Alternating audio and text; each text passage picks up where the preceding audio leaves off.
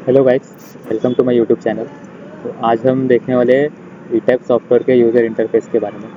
तो सबसे पहले तो मैं आपको ये बताना चाहूँगा कि ईटैप सॉफ्टवेयर होता क्या है और लोग यूज़ क्यों करते हैं। ETAP software American company CSI का सॉफ्टवेयर है जो कि मोस्टली यूज़ किया जाता है आरसीसी स्ट्रक्चर डिज़ाइनिंग के लिए। जैसे कि हो गया आपका रेजिडेंशियल कमर्शियल बिल्डिंग्स, हॉस्पिटल्स, ये जो भी आरसीसी स्ट्रक्चर्स है उसके लिए उसके डिज़ाइनिंग के लिए ईटैप सॉफ्टवेयर यूज़ किया जाता है। तो ईटैप सॉफ्टवेयर सीखना आपके लिए बहुत बेनिफिशियल रहेगा आप अगर आपको डिज़ाइनिंग में करियर करना है। तो पहले तो हम देखेंगे ईटैप सॉफ्टवेयर का आइकॉन कैसे होगा। तो जैसे कि आप स्क्रीन पे देख सकते हैं, यहाँ पे जो मैंने कर्सर सिलेक्ट किया है ये कुछ इस तरह से ईटैप्स का आइकॉन दिखता है। ये ईटैप्स वर्जन 18 के लिए है। तो चलिए पहले तो हम ईटैप्स को ओपन करेंगे। इसको ओपन करने के बाद आप स्क्रीन पे देख सकते हैं ईटैप्स का इनबिल्ट यूज़र इंटरफेस कुछ इस तरह से रहता है। जो टॉप पोर्शन है उसको मेन्यू बार कहते हैं और जो लेफ्ट साइड का पोर्शन है उसको रिबन्स कहते हैं। ये इनबिल्ट रहता है। ये इन डेप्थ इसको हम आगे जाके देखने ही वाले हैं, इसमें क्या क्या क्या ऑप्शंस रहते हैं, क्या क्या दिया हुआ रहता है। तो आप देख सकते हो यहाँ पे न्यू मॉडल और ओपन एग्जिस्टिंग मॉडल के भी ऑप्शन दिए गए हैं। न्यू मॉडल जब आपको कोई न्यू मॉडल जनरेशन करना हो उसके लिए आपको न्यू मॉडल सिलेक्ट करना होगा। और अगर कोई पहले से कोई मॉडल क्रिएट करके रखा हो वो आपको ओपन करना हो, आपको फाइल ओपन करनी हो, उसके लिए आपको ओपन एग्जिस्टिंग मॉडल सिलेक्ट करना पड़ता है। तो हम तो एक नया मॉडल ही क्रिएट करने वाले हैं, तो देखते हैं न्यू मॉडल ओपन करके। चलो ये मैंने सेलेक्ट किया न्यू मॉडल को।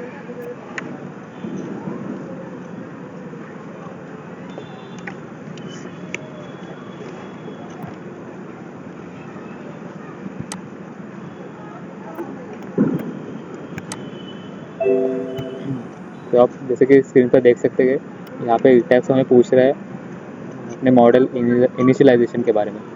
यानी कि वो आपसे पूछता है कि हम जो भी आई कोड्स यूज़ करने वाले हैं, जो भी सेक्शंस यूज़ करने वाले हैं, स्टील के हो गया या कंक्रीट के हो गए, और जो भी यूनिट्स इनपुट देने वाले उसको वो कौन से कंट्री के हैं।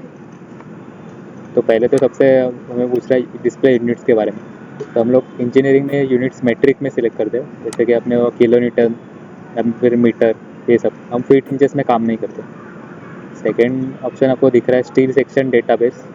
तो स्टील के जो भी सेक्शंस हो, M D sections, M C channel section, तो वो सब सेक्शन इंडियन स्टैंडर्ड के हिसाब से रहेंगे। यहाँ पे आप देख सकते हैं बहुत सारे कंट्रीज़ के डिफरेंट डिफरेंट सेक्शंस रहते हैं। हम लोग इंडियन कंट्री में वर्क करेंगे तो इंडियन सेक्शन यूज़ करेंगे। स्टील डिज़ाइन कोड आपको पता ही रहेगा, अगर नहीं पता होगा तो मैं बता दूँ आपको कि स्टील डिज़ाइन कोड इंडिया का IS 800 है 2007। कॉन्क्रीट डिज़ाइन कोड है IS 456। तो हमने वो सिलेक्ट किया IS 456 2000 सॉरी। ओके करेंगे। अभी टैक्स हमें पूछ रहा है कि हम जो जो भी मॉडल क्रिएट करने वाले हैं उसका उसका बेसिकली टेस्ट में दो मेथड में मॉडल क्रिएशन होता है। पहले तो ग्रिड स्पेसिंग, ग्रिड मेथड, और दूसरा है ब्लैंक मेथड।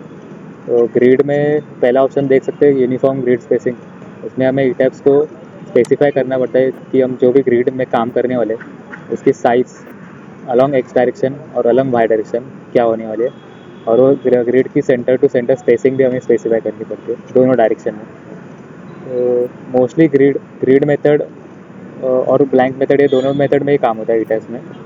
और जो आपको सेकेंड ऑप्शन दिख रहा है कस्टम ग्रिड स्पेसिंग, इसमें जैसे कि आपने ऊपर देखा कि हमें पहले स्पेसिफाई करना पड़ रहा था, अगर हमने सिलेक्ट सेकेंड ऑप्शन किया तो इसमें हम लोग अपने मर्ज़ी के हिसाब से इसको स्पेसिफिकेशन दे सकते हैं।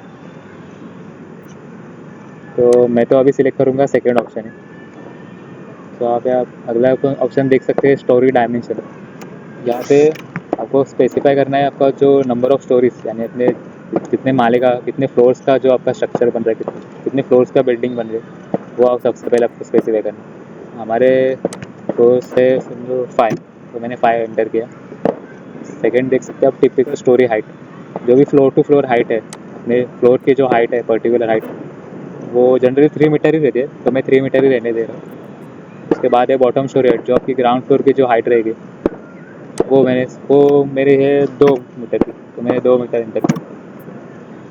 या आप आके जाके एडिट भी कर सकते हो, वो कैसे करते हैं मैं बात को बताऊंगा आपको। उसके बाद आप यहाँ पे नीचे देख रहे हो custom story data.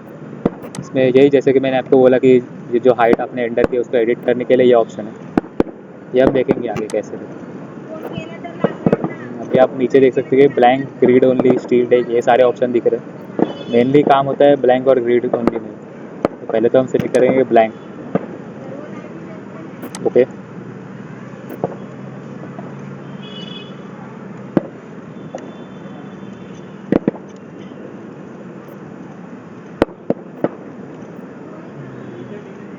Screen open हो रही है।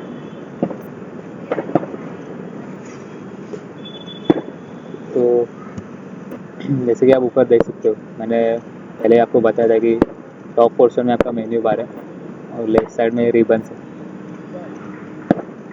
तो पहले वो देखेंगे मेन्यू बार से। फाइल में पहला ऑप्शन है फाइल।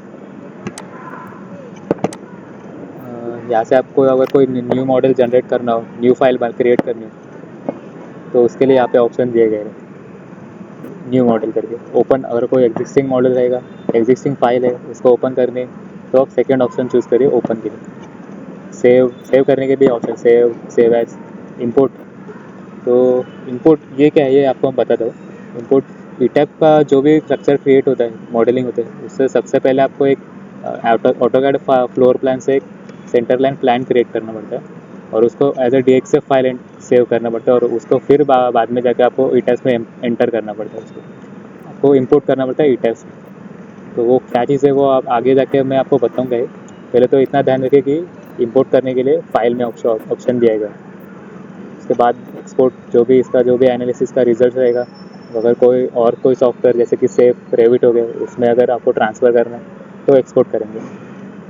यहाँ पे बहुत ऑप्शन दिए गए, क्रिएट रिपोर्ट वगैरह, जो रिपोर्ट जनरेशन इसका रहता है, उसके लिए वो आगे बताऊँगा मैं आपको, वो भी ऑप्शन दिए गए। सेकेंड मेन्यू बार है एडिट।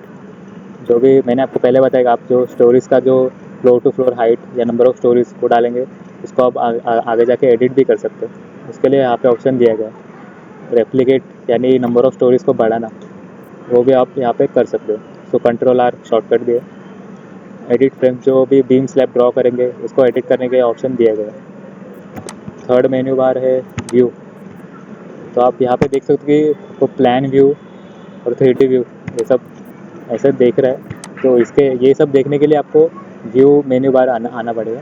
यहाँ पे आप 3D view, plan view, elevation view, ये सब भी देख सकते हैं। या फिर आपको जूम करना है, जूम आउट करना है, ये भी ऑप्शन यहाँ पे दिया गया। फोर्थ मेन्यू बार का ऑप्शन है डिफाइन। तो ईटैप्स मोस्टली 5 प्रोसेस फॉलो करता है मॉडल जनरेशन के लिए। पहला तो है सेंटर लाइन प्लान को इंपोर्ट करना।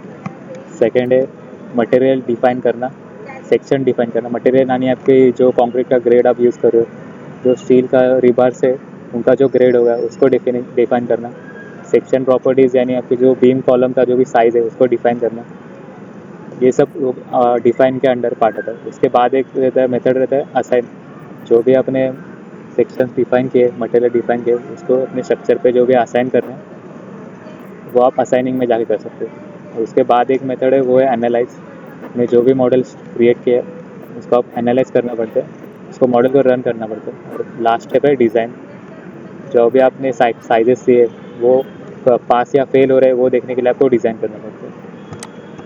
तो ये 5 मेथड्स है ईटैप्स में मॉडल क्रिएशन के लिए।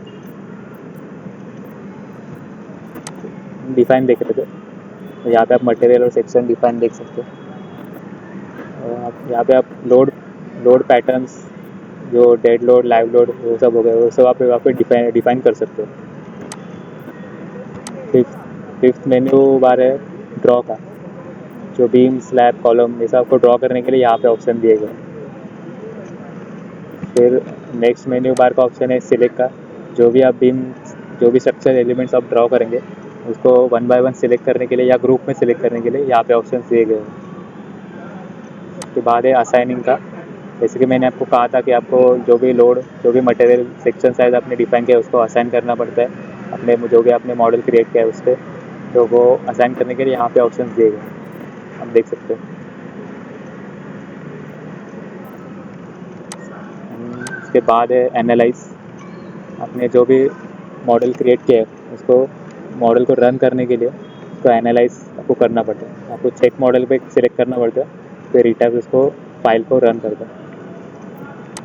डिस्प्ले में आपको अपने जो भी लोड असाइन किए उसकी जो भी वैल्यू है वो आपको दिखेगा, और उसका स्ट्रक्चर का जो भी डिफॉर्मेशन या अनडिफॉर्म शेप है वो आपको दिखेगा। और सबसे लास्ट प्रोसेस है इसमें डिज़ाइन का। अपने अपने सब डिफाइन एनालाइज असाइन करके जो भी आपका आउटपुट आया वो देखने के लिए आपको पहले तो आपको डिज़ाइन करना पड़ता है अपने मॉडल को। आप देख सकते हो स्टील कंक्रीट स्टील और कंक्रीट फ्रेम डिज़ाइन के लिए ये सब ऑप्शन आपको दिया गया है। तो आगे भी बहुत सारे ऑप्शन है, इतने काम के नहीं है, वो आपको बताऊंगा क्या है। तो गाइस ये था आज के लिए, ये सब था इटक्स के यूज़र इंटरफेस के बारे में। तो आगे हम देखेंगे इटक्स में लोड जनरेशन कैसे करते हैं, डेड लोड, लाइव लोड, ये सब क्या होता है और क्यों करना पड़ता है, तो मैं आप आगे जाके आपको बताऊँगा। Okay, thank you guys.